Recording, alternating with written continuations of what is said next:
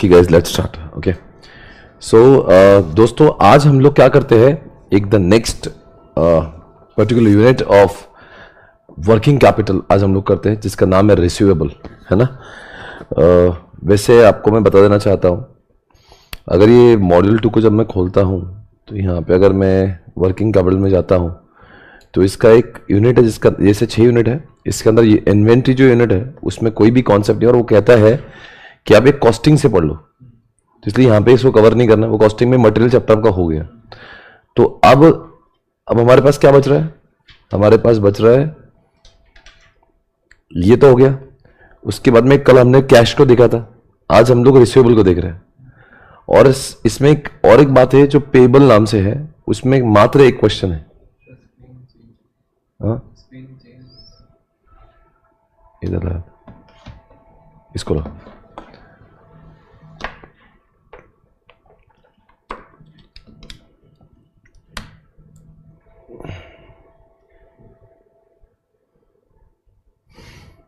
Okay, अब ये जो है ना, ये है वर्किंग कैपिटल, और इसमें जो कैश है उस कैश को हमने ऑलरेडी देख लिया. इन्वेंट्री का जो पूरा कॉन्सेप्ट है वो हमें कॉस्टिंग से पढ़ना है, तो वो तो ऑलरेडी हो गया. तो अपने 2 यूनिट हो गया जैसे.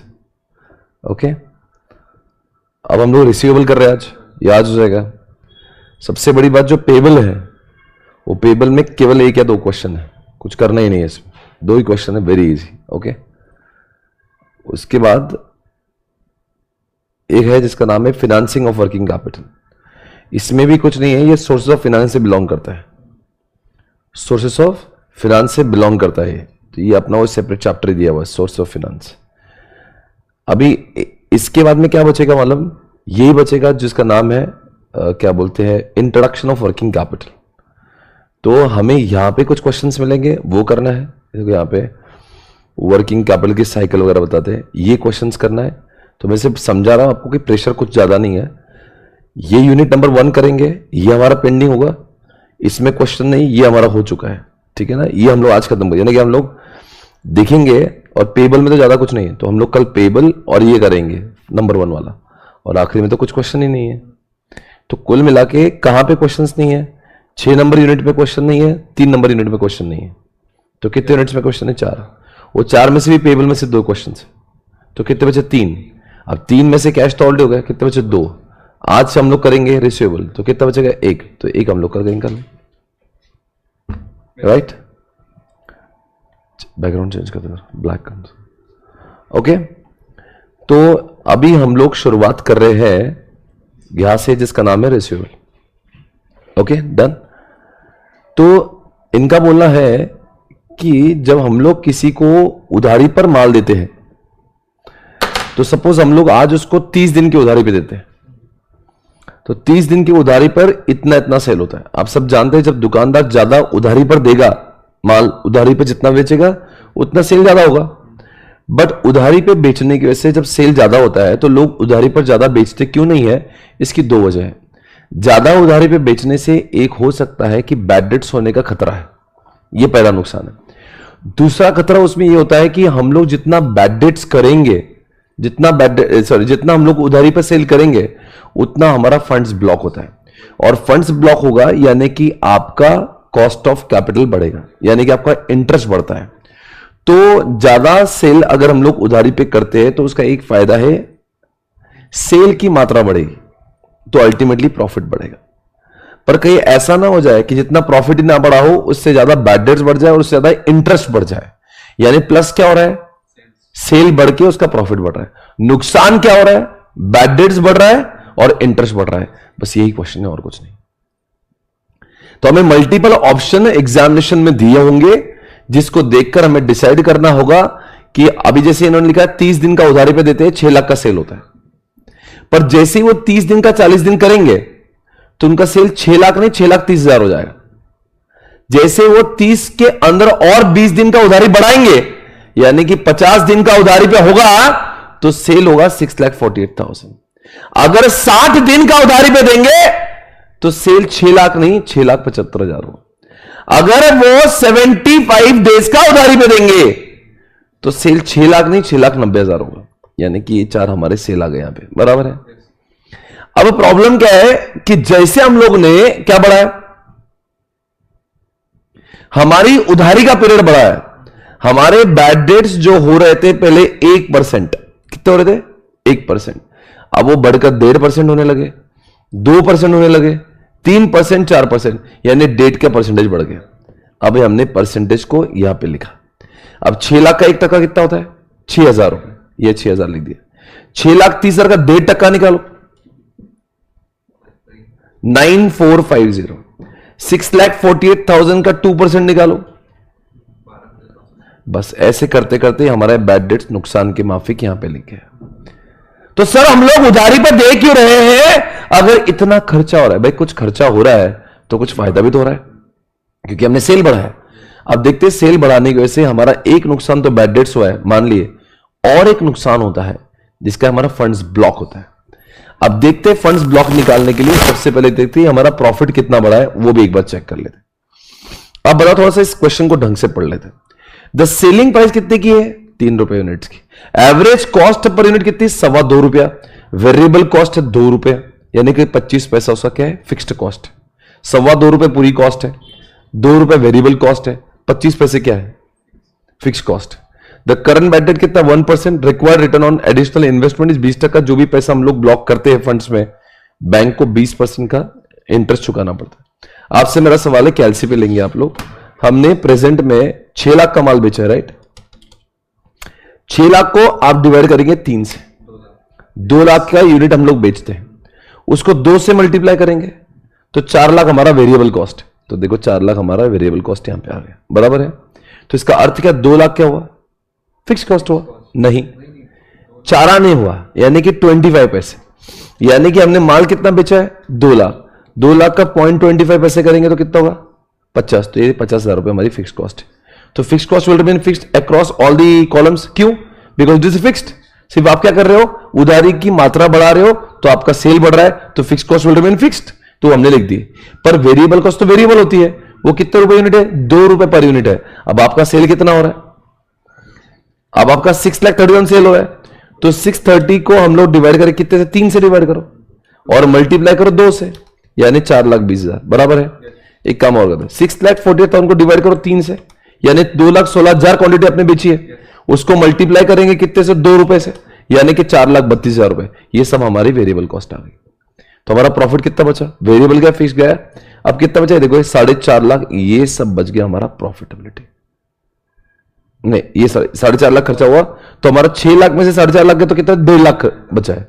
तो 6 लाख में से 4.5 का 1.5 लाख बचा, पर 1.5 लाख हमारा प्रॉफिट हुआ है इस कॉलम में।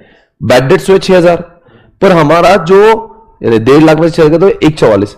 बट आप सभी जानते हैं ये सब करने के चक्कर में, यानी कि कैलसी पे लेना, आपका 1.5 लाख बचा है, उसके चक्कर में 6,000 का बैड डेट्स हो गया, तो आप कहेंगे 144 बचा, तो और एक पॉइंट बाकी है, हमारा फंड्स भी तो ब्लॉक हुआ है। अब हमारा फंड्स कितना ब्लॉक हुआ है, ये सब कांड करने के चक्कर में हमारा फंड ब्लॉक हुआ है। मेरा सवाल है आपसे कि हमारा फंड 6 लाख ब्लॉक हुआ है कि 4.5 लाख ब्लॉक हुआ है? द आंसर है 4.5 लाख रुपए। जो प्रॉफिट की संख्या वो तो नहीं ब्लॉक हुई, हमने धंधे में पैसे कितने लगाए 4 लाख वेरिएबल कॉस्ट के और आधा लाख लगाया फिक्स कॉस्ट का, तो 4.5 लाख रुपए ब्लॉक हुआ है। कई बार लोगों को कंफ्यूज होता है हमने 6 लाख ब्लॉक की, हमने 1.5 लाख तो प्रॉफिट का, वो थोड़ी ना पैसे ब्लॉक हुए। हमारे एक्चुअली फंड जो हमने बैंक से उठाए होंगे वो तो 4.5 लाख ही उठाए होंगे। तो बैंक ने कितना पैसा लिया होगा इंटरेस्ट, 4.5 लाख को मल्टीप्लाई करो कितने से, 4.5 लाख को मल्टीप्लाई करो कितने से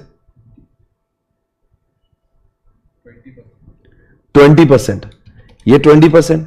पर हमारे पैसे जो 20 ये जो है 90,000 जो है पूरे साल का है, 12 महीने का इंटरेस्ट है, पर यानी कि 360 दिन का इंटरेस्ट है। पर हम लोग का जो है ना उधारी का पीरियड केवल 30 दिन का है। यानी कि मतलब क्या हुआ, हमारे जो पैसे हैं सुन के लो जरा, 4.5 लाख रुपए जो ब्लॉक हुए वो पूरे साल भर में हुए हैं। एट ए टाइम हमारे कस्टमर के हमारे 4.5 लाख रुपए ब्लॉक नहीं होते। हम क्या करते हैं 30 दिन का हमारा साइकिल है, यानी हमारा कितनी साइकिल चलती होगी रेशनल के हिसाब से 12 साइकिल चलती होगी, तो डिवाइड बाय 12 कर दिया, यानी हमारा क्या हो रहा है 37,500 हमारा एक्चुअल में पैसा ब्लॉक्ड होता है। फिर हम लोग 37,500 का बेचते हैं, फिर कलेक्ट कर लेते हैं, फिर और बेचते हैं, फिर और, यानी कि हमारा एट अ टाइम 37,500 पैसा ब्लॉक्ड होता है। उसको मल्टीप्लाई करेंगे कितने पैसे से, ये हमारा 20%, राइट, यानी कि 7,500 रुपया हमारा ये आ गया अपॉर्चुनिटी कॉस्ट। एक बार और करके देख लेते हैं। ओके, नेक्स्ट वाले कॉलम का 4,20,000 रुपये हमारा वेरिएबल कॉस्ट है, 50,000 रुपये फिक्स कॉस्ट है, तो 4,70,000 आ गया। 4,70,000 ये जो पैसा ब्लॉक्ड हुआ है, ये हमेशा नहीं ब्लॉक्ड हुआ है, ये पूरे साल भर में 4,70,000 रुपये ब्लॉक किए। अगर इसकी साइकिल अगर देखता हूं मैं इस कॉलम की, तो 30 + 40 दिन है, यानी कितनी साइकिल चली, 9 साइकिल, तो डिवाइड बाय 9 कर दिया मैंने। तो हमारे एट अ टाइम 52,222 पैसा ब्लॉक्ड हुआ है, यानी हमने बैंक से पूरे साल भर में 52,000 रुपए की लगभग उधारी पे लिया होगा, उससे ज्यादा नहीं लिया होगा। फिर आप तो कहेंगे सेल तो हमने 4,70,000 किया, भाई बैंक से 52,000 लिए, फिर आपको माल बेच दिया, फिर आपके से वही पैसा वापस लिया, फिर उसी पैसों से उधारी पे दिया, यानी हमारे पैसे ब्लॉक कितने, 52,222। उसको मल्टीप्लाई कितने से करूंगा मैं, 20% से। कितना आएगा इंटरेस्ट, आ रहा है? इसी तरह से हमारा इंटरेस्ट, समझ गया?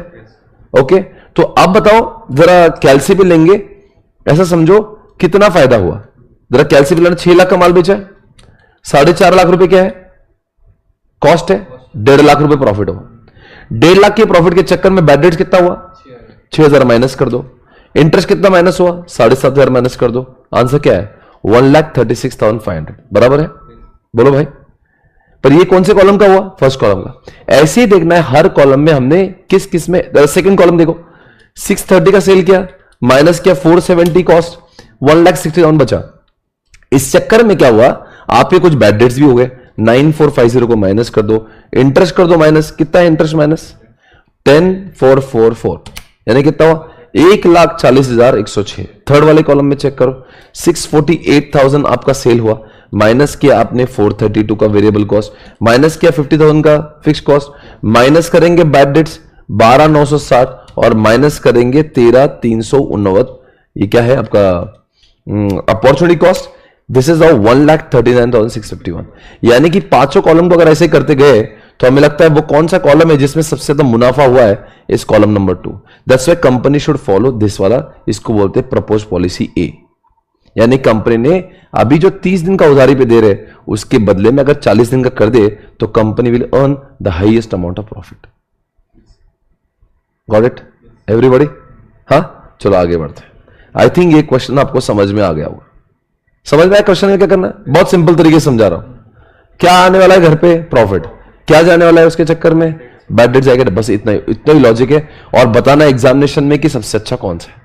दूसरा point, XYZ corporation is considering relaxing it's present credit policy, यानी क्रेडिट पॉलिसी को वो और रिलैक्स करना चाहते हैं कि धंधा बढ़े। इसलिए सर लोग उधारी पे देते क्यों? बेटा इंडिया जैसे कंट्री में उधारी पे माल नहीं देंगे तो दुकान चलेगी नहीं। जितना ज्यादा आप सहूलियत दोगे उतना माल आपका ज्यादा बिकेगा। Currently the firm has annual credit sale of 50 lakh रुपए। अकाउंट रिसीवेबल टर्नओवर कितना, 4, यानी कि एवरेज पैसा कितना ब्लॉक्ड होता है, 12.5 लाख रुपए के आसपास ब्लॉक्ड होता है। The current level of loss due to, ये इतना माल बेचने के चक्कर में 1.5 लाख रुपए का नुकसान होता है। The firm is required to give return of, यानी बैंक का इंटरेस्ट रेट 25% का है। द कंपनी वेरिएबल कॉस्ट कितनी, 70% की है। And given the following information. अब देखो प्रेजेंट पॉलिसी कितनी है, आप कितना 4 बार, यानी कि आप अकाउंट रिसीवेबल टर्नओवर 4 है, यानी कि आपका बंदा जो है आपको 3 महीने में पैसे लाके देता है। अब आपको सहूलियत और बढ़ाना है तो उधारी का पीरियड तो ज्यादा करना पड़ेगा, तो अब आपने 3 टाइम कर दिया, यानी कि भाई तो साल भर में 4 बार आ तो 3 ही बार आना, यानी 12 महीने में 3 बार आएंगे तो तेरी 4 महीने की उधारी हो जाएगी। और अगर ये 2.4 कर दूं तो मैं 12 को डिवाइड करूंगा 2.4 से, यानी कि तो अब 5 महीने में एक बार आना, यानी कि अगर ये 4 टाइम का मतलब होता है 3 महीने की उधारी यहां पे आती है। 3 महीने मत 4 महीने में देना, 4 महीने मत 5। तो जितना उधारी का पीरियड बढ़ रहा है उतना आपका सेल 50 लाख से 60 लाख और 60 लाख से 60 तक पहुंच गया। तो हमने सबका सेल यहां पे लिख दिया एज इट इज। अब इस चक्कर में क्या हुआ, आपका वेरिएबल कॉस्ट है। बताओ कौन से पहले तो प्रॉफिट निकालेंगे और प्रॉफिट में से 2 चीजों को माइनस करेंगे। कौन सी? बैड डेट्स माइनस करेंगे और इंटरेस्ट माइनस करेंगे। अब सवाल उठ रहा है कि कितना हमारा वेरिएबल कॉस्ट है, 70% है ना। तो 50 लाख का 70 का कितना हो, 35 लाख। तो देखो 35 लाख हो गया यहां पे। 7 लाख का 70 का 42 लाख। तो ये सब वेरिएबल कॉस्ट माइनस हो गया, है ना। तो अब कितना 15 लाख बचा है। तो 15 लाख के और दो कॉस्ट है, एक तो इंटरेस्ट कॉस्ट, एक तो बैड डेट कॉस्ट। तो सबका बैड डेट्स निकाल लेते हैं। तो देखो यहाँ पे बैड डेट्स दिया हुआ है 1.5 lakh bad debt, 3 lakh bad debt, 4.5, तो सब माइनस एज इट इज दिया हुआ है, तो मैंने माइनस कर दिया। देखो यहाँ पे माइनस हो गया। अब और एक कॉस्ट माइनस होना बाकी है, वो कौन सी है? इंटरेस्ट। अब फंड्स कितना ब्लॉक हुआ? आपने 50 लाख रुपए जो दिया है, सेल किया है, वो 4 टाइम, यानी कि आपका एट अ टाइम पैसा जो ब्लॉक होता है 12.5 लाख होता है, बराबर है। 12.5 लाख कैसे? क्योंकि आपका कस्टमर को 4 लाख दे रहा है, तो 12.5 लाख का मैं उधार भी दिया, फिर आपने वापस लाके दिया, फिर मैंने वही पैसे से और माल खरीदा और आपको दिया, यानी मैं तो एट अ टाइम 12.5 लाख रुपए ही बैंक से लूंगा। 50 लाख के सेल के लिए 50 लाख बैंक से लेने की जरूरत नहीं है, यानी कि 12.5 लाख का क्या करूंगा? 12.5 लाख को मल्टीप्लाई करूंगा, किससे करूंगा मल्टीप्लाई? 12.5 लाख को मल्टीप्लाई करूंगा 25% से, है ना? ये बैंक का इंटरेस्ट है 3,12,500। देखो 3,12,500 गलत क्या मैंने कहा? हाँ सॉरी, ये तो सेल्स प्राइस है, अपना कॉस्ट है। देखो क्या गलती कर रहे थे, हमारा जो पैसा ब्लॉक हुआ है ये तो पैसा सेल के हिसाब से ब्लॉक नहीं, हमारा तो वेरिएबल कॉस्ट ब्लॉक हुआ। देखो ये गलती मत करना, बहुत मिसलेनियस गलती है। 50 लाख का मेरे पैसे, जो भले ही मैंने 50 लाख का माल बेचा है, पर एक्चुअली इन्वेस्टर वैल्यू तो 35 लाख की है, तो 35 लाख को डिवाइड करूंगा मैं, ये तो 4 से डिवाइड करूंगा, बिकॉज 4 साइकिल में पैसे जा रहे। ये मेरा फंड्स ब्लॉक है 8,75,000, 8,75,000। वापस बताओ, 35 लाख को डिवाइड करो 4 साइकिल में, यानी मेरा एट अ टाइम मैंने बैंक से पैसे कितने लाया हुआ? 8,75,000 ये लाता हूं मैं, और उसी को मैं बेचता और लेता हूं। लोग कहेंगे सर 12.5 लाख का माल बेचा है, 875 का से 12.5 लाख का क्या मतलब है? वो तो सेल वैल्यू है, एक्चुअल में आपकी लागत जो लगी है वो तो 875 है, तो 875 तो आप बैंक से लोगे ना। हाँ, उसको कितने से मल्टीप्लाई करोगे? 25% से, 25% बैंक का इंटरेस्ट है, यानी कि 2,18,750, बराबर है। आगे बढ़ेंगे। अब अगर मैं 60 लाख का माल बेच रहा हूं, पर मेरी लागत कितनी है? 42 लाख की। 42 लाख को डिवाइड कितने से करूंगा? कितने साइकिल है मेरी? 3 साइकिल, यानी कि मेरा एट अ टाइम 14 लाख रुपए इन्वेस्टेड है, और 14 लाख को मैं कितने से मल्टीप्लाई करूंगा? 25% से मल्टीप्लाई करूंगा, 3.5 लाख, बराबर है। देखो 3.5 लाख रुपए इंटरेस्ट यहां पे आपको दिख रहा होगा, बराबर है एवरीवन। और इसी तरह से अगर हम लोग देखते हैं सबका, अब जरा देखेंगे कैलसी पे। फर्स्ट कॉलम बोला 50 लाख रुपए में से कितने वेरिएबल कॉस्ट हुआ? 35 लाख, यानी आपका प्रॉफिट कितना है? 15 लाख। 15 लाख में से आपका 1.5 लाख का तो वो हो गया, बैड डेट्स हो गया। And what is the interest cost? 2,18,750, and आपको बचा कितना है? 11,31,250। अब वापस से सेकंड कॉलम में करेंगे, इसमें 42 लाख का वेरिएबल कॉस्ट है, फिक्स कॉस्ट फॉर्चुनेटली यहाँ पे नहीं है। 18 लाख तो पैसा धंधे से बचा, माइनस करेंगे bad debts, bad debts is around 3 lakh, और माइनस क्या करेंगे? अपॉर्चुनिटी कॉस्ट, वो कितनी है? वो है आपकी 3,50,000। तो आपको कितना पैसा बच रहा है? 11,50,000। आई hope you understand. Net benefit, ठीक है, डन। अब बताओ सबसे अच्छा कौन सा है? सेकंड ऑप्शन, वहां पे कंपनी का प्रॉफिट सबसे हाईएस्ट है, इसलिए कंपनी क्या करना चाहिए? सेकंड वाला कॉलम, यानी कि कंपनी 3 टाइम, यानी कि 4 महीने की उधारी वाला ऑप्शन चूज करना चाहिए। अक्सर क्या होता है, कितने दिन की उधारी पे दे, ये बड़ा सवाल एक मैनेजर के पास में हो जाता है। भाई उधारी कम समय के लिए दे या ज्यादा समय के लिए दे, वो डिसाइड करता है इस टाइप के। इसलिए इस चैप्टर को निर्माण किया गया है, उसको बोलते हैं अकाउंट रिसीवेबल, यानी कि कितने दिन की उधारी का पॉलिसी होना चाहिए। वर्किंग कैपिटल जो चैप्टर है वो बड़ा बहुत है, but it is can be very easy अगर आप उसको टुकड़ों में बांट दो तो। अगर आप उसको एक बड़ा समूह के स्वरूप में देखोगे तो you will always be very very क्या बोलते हैं, you will not be happy, because आपको लगेगा इतना बड़ा चैप्टर मुझसे हुआ कैसा। उसको टुकड़ों में बांटो, बड़ा आसान चैप्टर है। लाइव स्ट्रीमिंग वालों, I hope you are able to understand. Tania, Vanishka, I hope you are understand. Illustration number 17 देखता हूं मैं। A company is presently having credit sale of 12 lakh रुपए, and the existing credit terms are 1/10 net 45, average collection period 30 दिन। इसका मतलब क्या होता है? 1/10 नेट 45 का मतलब होता है कि अगर आप 45 दिन के अंदर हमारे पैसे दे दोगे तो आपको हम लोग वैसे 45 दिन तक की उधारी पे अलाउड है, पर अगर आप 10 दिन में दे दोगे ना तो आपको 1% का क्या मिलेगा? डिस्काउंट मिलेगा। समझ गए? वैसे 45 दिन तक दे सकते हो, पर अगर आपने 10 दिन के पहले दे दिया ना तो हम आपको 1% का डिस्काउंट देंगे। ओके, वैसे अगर आप देखें तो कुछ लोग 10 दिन के अंदर भी देते होंगे, कुछ लोग 30 दिन देते होंगे, कुछ लोग 45 दिन तक देते होंगे। एवरेज कलेक्शन का 30 दिन है सबको मिला। आप समझे नहीं बात को? कुछ लोग डिस्काउंट मिल रहा है इसलिए क्या करेंगे? जल्दी से पैसे वापस दे दो, 1% का उसको दे सीडी, कैश डिस्काउंट। पर कुछ लोगों के पास में एक्चुअली में पैसे नहीं होंगे, बोलेंगे भाई डिस्काउंट नहीं मिला तो चलेगा, मैं आपको 30 दिन बाद पैसे दूंगा, कोई बोलेगा 45 तक दूंगा, क्योंकि 45 दिन तक आपने ही अलाउ किया है पब्लिक को पैसा वापस देने के लिए। तो द करंट बैड डेट कितना हो रहा है? 1.5% का बैड डेट्स है इनका। In order to accelerate the collection process further as also to increase sales, अब लोगों को अभी 30 दिन के अंदर हमारा पैसा पूरा रिकवर हो रहा है ऑन एन एवरेज। लोगों को उकसाने के लिए इन्होंने क्या करा, बोले काम करो 10 दिन के अंदर तो हमको 1 नहीं 2% देंगे। वैसे तो 45 दिन तक दे सकते हो आप, पर सर 11 से 45 दिन दे देंगे तो आपको कुछ भी डिस्काउंट नहीं मिलेगा। पर अगर आपने 10 से अंदर दिया तो आपको कितना डिस्काउंट मिलेगा? 2%। It is expected that the sales are likely to increase by 1/3। ये चक्कर में आपका सेल भी इंक्रीज हो रहा है 1/3, यानी जो पहले 12 लाख का 1/3 यानी कि 4 लाख बढ़ रहा, यानी कि 16 लाख सेल हो रहा है आपका। तो आपके 2 ऑप्शन आ गए, 12 लाख का सेल, 16 लाख का सेल, 3 कॉलम बनेंगे। पर्टिकुलर्स, ये देखो particulars, present policy 12 lakh 16 lakh बराबर है। ओके फाइन, आगे देखते हैं। इसका एवरेज कलेक्शन पीरियड कितना हो जाएगा और बैड डेट कितना हो जाएगा? 2%। अब एक काम करो, बैड डेट से यहाँ पे 1.5 था, 12 लाख का 1.5 कितना हो रहा है? आई थिंक 18,000 हो रहा होगा। तो इधर से 18,000 माइनस कर देंगे, ये देखो यहाँ पे बैड डेट 18,000 है, और 16 लाख का 2%, 32,000, ये भी आ गया। ठीक है, तो बैड डेट्स वाला कॉन्सेप्ट खत्म हो गया। आगे देखते हैं। जितना ज्यादा उधारी में आप सेल करते हो ना, तो आपका बैड डेट्स भी बढ़ जाते हैं। The contribution to sales ratio of the company is 22% and opportunity cost of investment in receivable is what? 15% pre tax. आप पहले बताओ 22% क्या है? ये कॉन्ट्रीब्यूशन है, तो वेरिएबल कॉस्ट कितना है? 78% का वेरिएबल कॉस्ट है। तो आप बताओ 12 लाख का 78% कितना होगा? 9,36,000 का आपका वेरिएबल कॉस्ट है, आ गया यहां पे। और 16 लाख का भी आप 78% कर लो, 12 लाख करते थे सर, तो देखो ये भी खर्चा माइनस हुआ, फिक्स कॉस्ट तो है नहीं, ये भी खर्चा माइनस हो गया, बराबर है। अब सवाल उठ रहा है, इस क्वेश्चन में दुकानदार का और एक लॉस है। कौन सा लॉस है? ना किसी बैड डेट, आपको डिस्काउंट भी देना है, आपको डिस्काउंट भी देना है और आपको अपॉर्चुनिटी कॉस्ट तो निकालना ही है।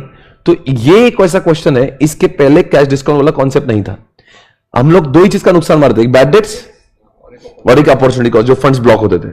वो तो दोनों इस क्वेश्चन में भी देखो, बैड डेट्स भी लिखा हुआ है और अपॉर्चुनिटी कॉस्ट भी लिखा है। हमें क्या देखना है?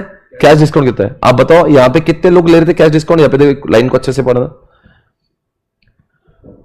50% and 80% of the customer in terms of sales revenue are expected to avail the cash discount, यानी कि 50% की संख्या, उसके ऊपर कितना डिस्काउंट? पहले वाले में कितना? 1%, दूसरे वाले में कितना? 2%। अरे भाई 10 दिन से भाई 12 लाख का सेल करा, पर सारे के सारे लोग डिस्काउंट के चक्कर में आपको 10 दिन के अंदर पैसे लाके नहीं देंगे। कुछ लोग इसमें पैसा ही नहीं, बोलेंगे डिस्काउंट का तेल लगाने मेरे पास पैसे नहीं है, मैं आपको आराम से दूंगा। तो 12 लाख का 50% कितना है? 6 लाख। 6 लाख का 1% कितना है? 6,000, बराबर है। अब 16 लाख का 80% कितना है? 12,80,000, उसका 2% 25। वापस बताओ, देखो 16 लाख अपन ने सेल किया था, उसका 80% लोगों ने बोला कि हमको डिस्काउंट दो, यानी 12,80,000 लोगों ने पैसे लाके दिए, उसके ऊपर हमको 2% का डिस्काउंट देना पड़ा, यानी 25,600 डिस्काउंट आ गया, बराबर है। अब बताओ हमारे पास में क्या क्या हुआ? क्रेडिट सेल 12 लाख का हुआ, वेरिएबल कॉस्ट क्या है, बैड डेट्स क्या है, कैश डिस्काउंट क्या है, प्रॉफिट बिफोर टैक्स निकाला, टैक्स 30% का दिया हुआ है, हमारा पैट निकल गया। कुछ दर्द है इसमें, पैट निकला। ओके, अब क्या करना है, ये क्या करा है हमने, हम इसका प्रॉफिट आफ्टर टैक्स पे पहुंच गए, ठीक है ना। वैसे आईसीआई ने जो किया ना, अगर हम लोग ये तीनों हटा के भी, हाँ, अगर डायरेक्ट इसको ये कर देना, क्या बोलते हैं, पहले ये माइनस कर दे और फिर करे तो भी चलेगा, पर आपको बताता हूं मैं उन्होंने क्या किया है, ठीक है ना। अब जरा देखना यहां पे क्या लिखा है। ये क्या बोल रहा है, जो आपकी अपॉर्चुनिटी कॉस्ट है वो प्री टैक्स है। प्री टैक्स कितनी है, हाँ, और पोस्ट टैक्स कितनी होगी? अगर आपके पास में एक ऑप्शन है, अगर आप इस इंटरेस्ट को माइनस करना चाह रहे हो ना, आप एक काम कर सकते हो, यहां पे ही माइनस कर दो ऊपर ही, और प्री टैक्स का रेट उन्होंने 15% लिखा है, तो यहां पे अगर करना है तो आपको 15% से माइनस करना पड़ेगा। पर इन्होंने जो किया ना भी यहां पे, ये टैक्स के बाद में किया है, इसे उन्होंने 15% से नहीं किया, 10.5% से किया। क्यों? बिकॉज ऑफ पोस्ट टैक्स किया है।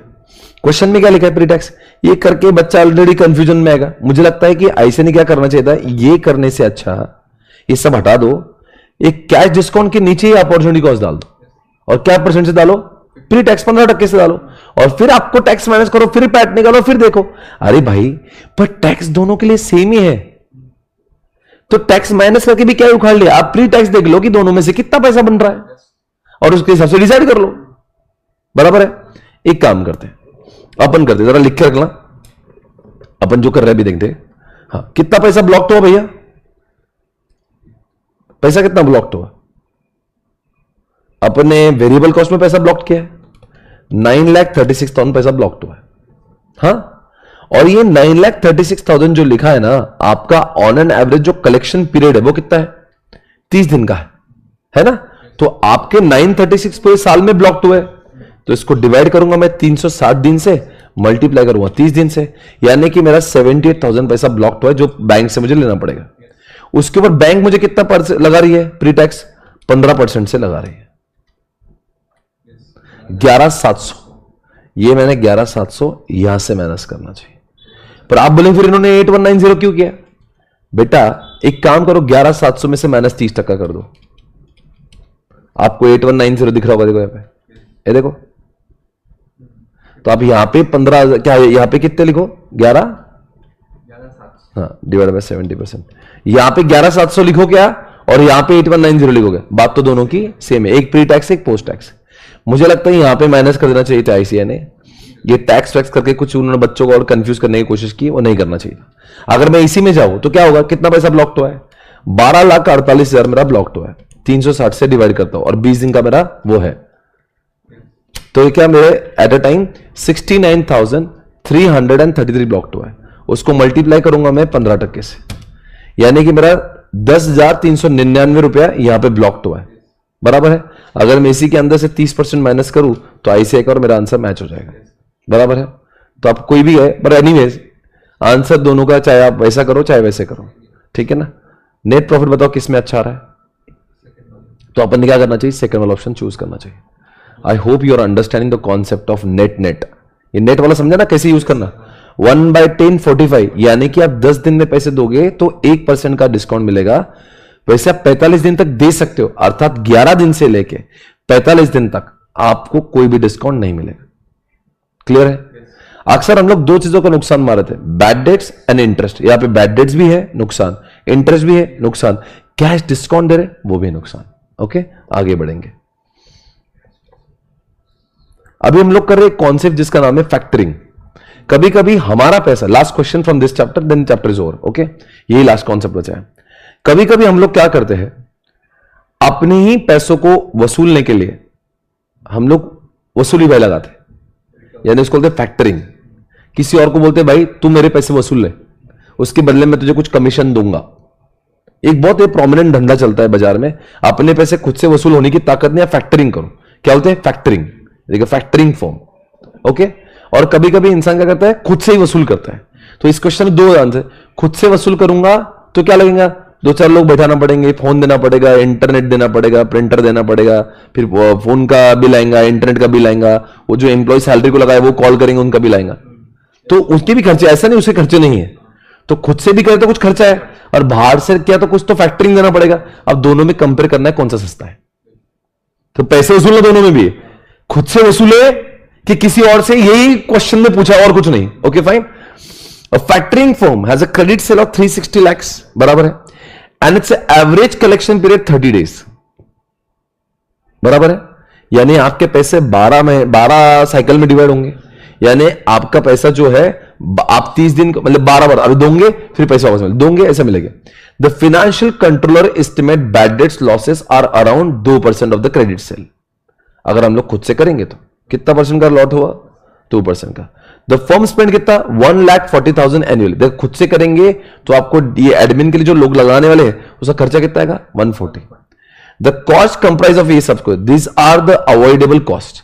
A factoring firm has offered to buy the firm's, मतलब कि फैक्टरिंग फर्म एक कंपनी का नाम है, जो फैक्टरिंग फर्म है ना, ऐसी बहुत सारी कंपनीज होती है जो फैक्टरिंग फर्म होती है, वो क्या करती है, इनको बोलती है कि हम आपको पूरा के पूरा ये डेटर से वो बाई कर लेते और आपको पैसे दे देते हैं।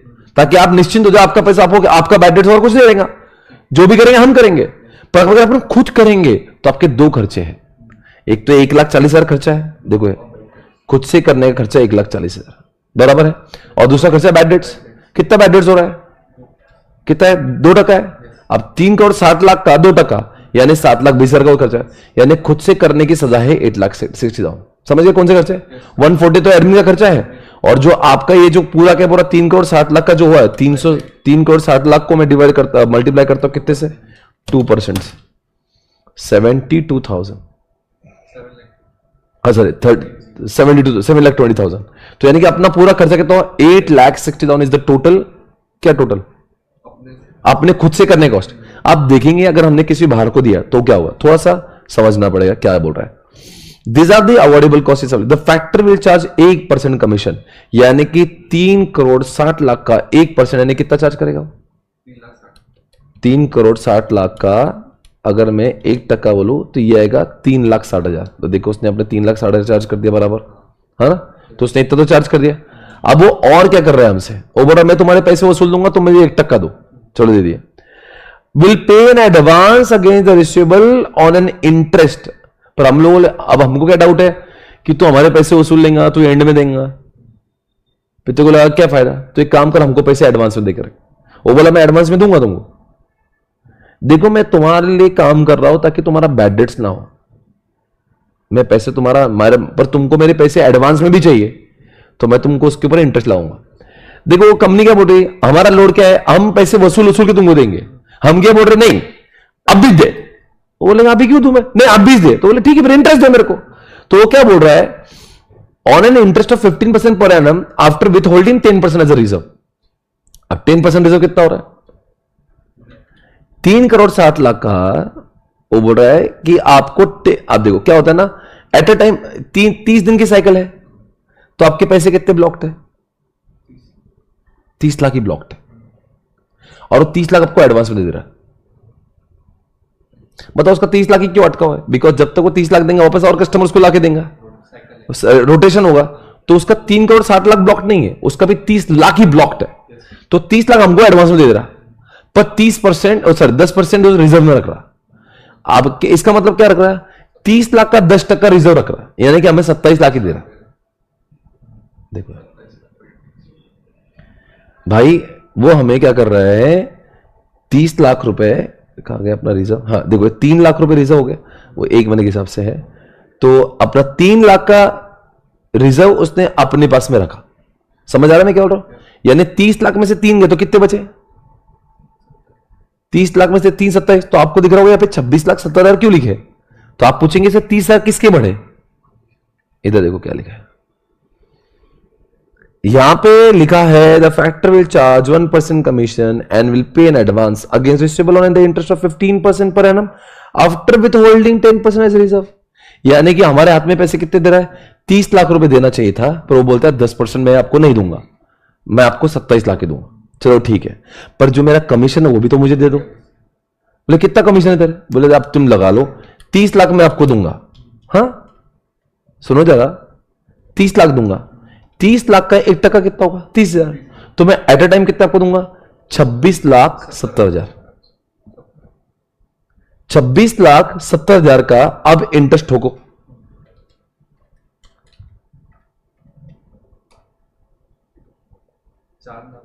छब्बीस लाख 70,000 का 15% कितना हो रहा है, 4 लाख।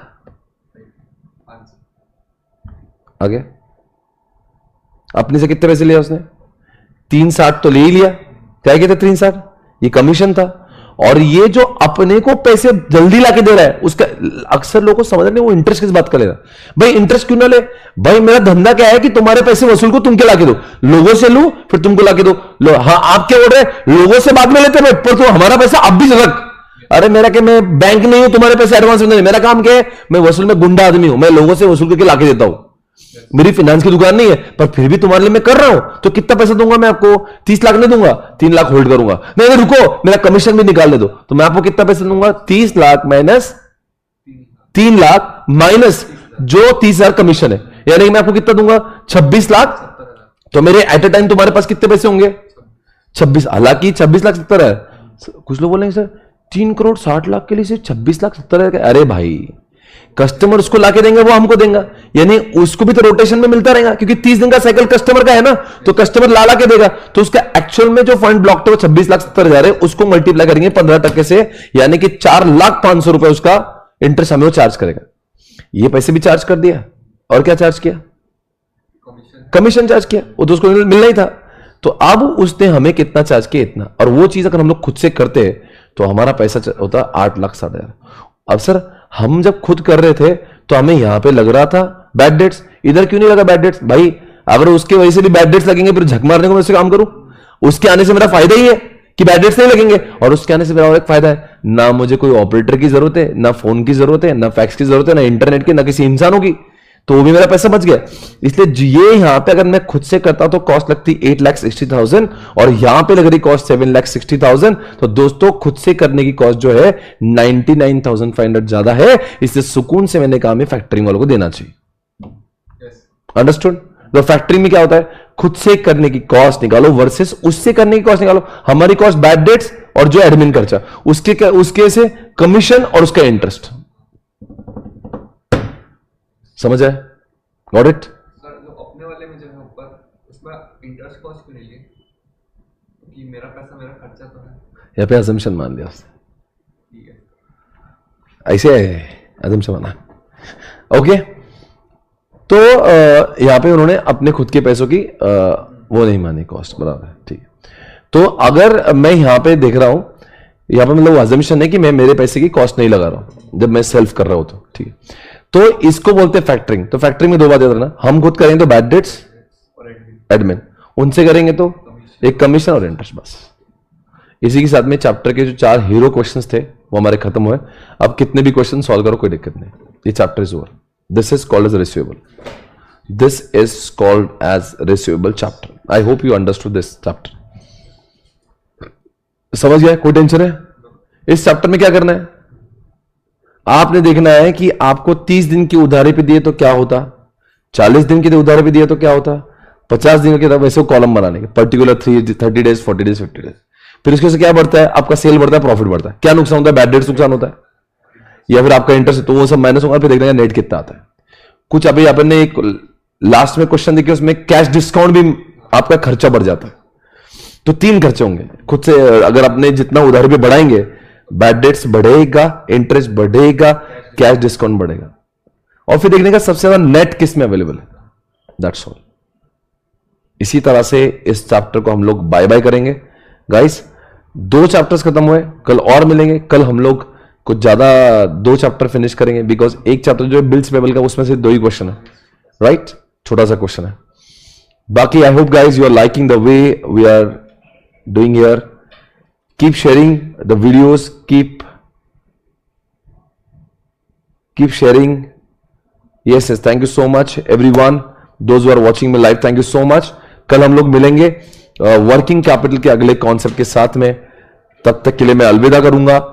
इस लेक्चर को बार बार देखिए ताकि आपका कम से कम समय में हम बहुत अच्छे से रिवाइज करा रहे हैं। आई एम टेलिंग यू, इतने कम समय में आप अकेले में भी करो तो it will be very time consuming. अगर आप कभी भी करके देखना, it is going to be very time consuming. इसलिए आप क्या करो, इन्हीं लेक्चर्स को देखो बार बार, तो आपका बहुत जल्दी से सारे वैरायटी के क्वेश्चन अच्छे से रिवाइज हो जाएंगे। Okay, thank you so much, take care, bye bye, bye bye guys.